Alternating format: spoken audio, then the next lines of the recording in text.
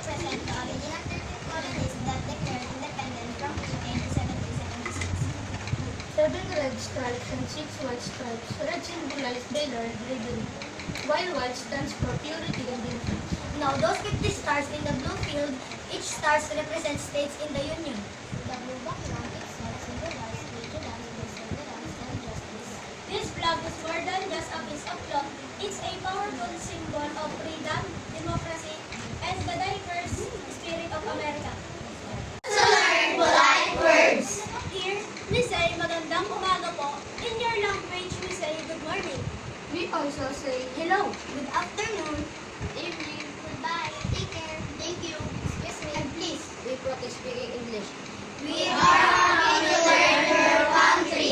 We hope you are